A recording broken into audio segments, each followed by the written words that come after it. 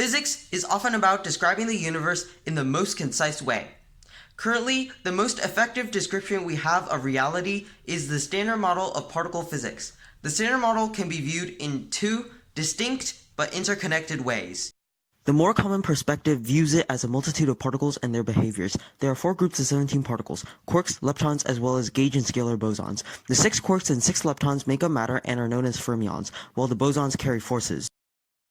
Firstly, the group of quarks includes the up-down charm exchange top and bottom quarks. The up and down quarks make protons and neutrons inside atomic nuclei, while the other 4 quarks are rare and quickly decay into the up and down quarks.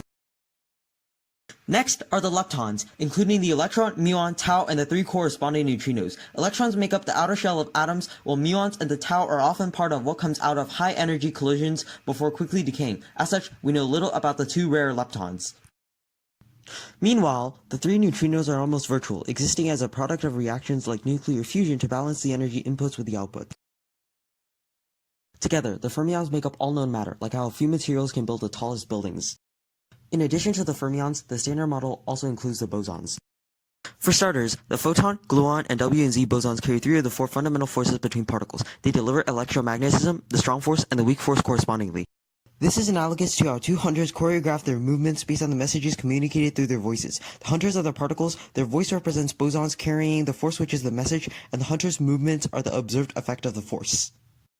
The final piece of the Standard Model is the scalar or Higgs boson. The Higgs boson is entwined to the Higgs field, which gives particles mass.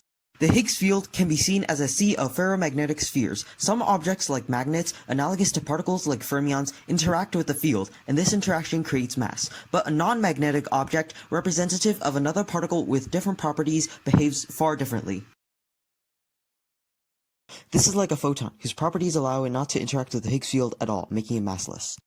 Moreover, the Higgs field isn't like a perfectly smooth fluid. Instead, it has different areas with varying properties, and where the properties are just right, that's where a Higgs boson particle will come into existence. Inversely, the Higgs boson particle would imply the existence of the Higgs field.